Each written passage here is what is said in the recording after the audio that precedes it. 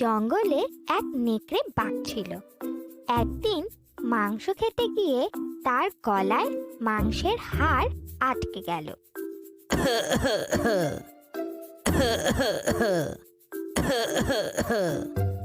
উহ, গলায় হাড্ডি ফেসে গেল রে। এখন কি করি? ইস, এটাকে যে কেমন করে বের করি। একা একা তো কিছুতেই বার করতে পারছি না, কারো সাহায্য নিতে হবে। একটু খুঁজে দেখি, যদি কাউকে খুঁজে পাই তাকে বলবো বের করে দিতে। নেকড়ে জঙ্গলের মাঝের রাস্তা দিয়ে চলতে শুরু করলো। কিছু দূর যাওয়ার পর নেকড়ে একটা ছোট্ট খরগোশের দেখা পেল। সে খরগোশকে বলল, ভাই, একটু সাহায্য করবে? হ্যাঁ, আসলে আমার গলায় একটা হাড্ডি ফেসে গেছে, কিছুতেই বের হচ্ছে না।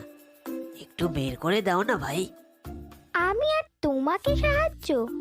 ভুলে গেছো সেদিন তুমি আমাকে মারতে চেয়েছিলে? তোমাকে কোনো বিশ্বাস নেই।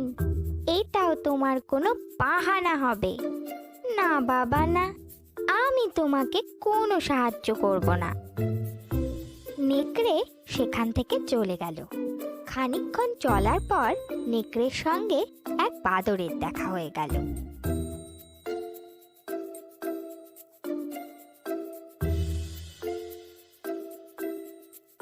ও বাদর ভাই, তোমার একটু সাহায্য প্রয়োজন। তুমি তো আমার পুরনো বন্ধু। বন্ধু, আমার গলায় একটা হাড্ডি ফেসে গেছে, ভীষণ ব্যথা করছে। তোমার তো লম্বা হাত, একটু বের করে দাও না ভাই। খাওয়ার সময় যত ঝামেলা, দেখতে পাচ্ছ না কলা খাচ্ছি? এখন আর বিরক্ত করো না, যাও তো বাপু এখান থেকে। নেকড়ে মনের দুঃখে আবার হাঁটা শুরু করলো আর মনে মনে ভাবলো, এইবার যারই দেখা পাবো, যেভাবেই হোক তাকে রাজি করিয়েই ছাড়বো। হাঁটতে হাঁটতে নেকড়ে নদীর তীরে এসে পৌঁছলো।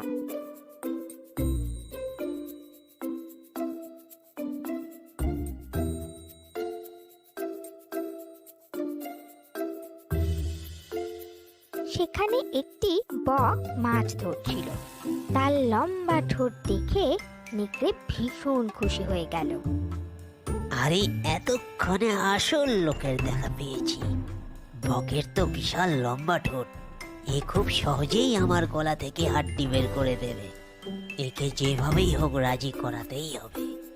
এই ভেবে নেকড়ে বকের কাছে গিয়ে বলল, কি সুন্দর দিন না আজকে।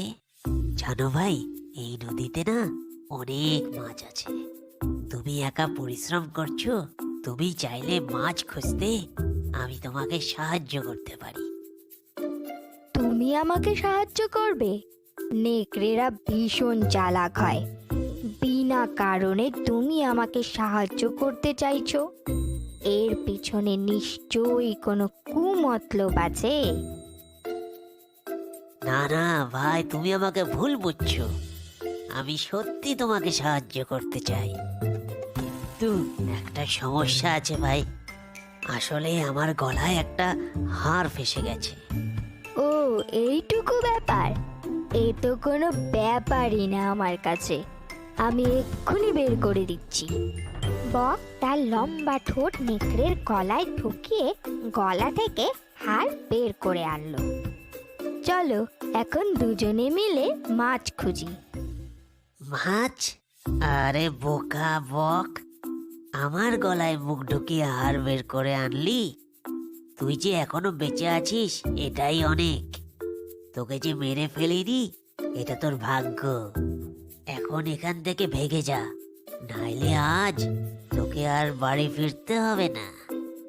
বক ভয় পেয়ে সেখান থেকে উড়ে চলে গেল। এই গল্প থেকে আমরা এই শিখলাম, দুষ্ট লোকের মিষ্টি কথায় কখনো ভুলতে নেই।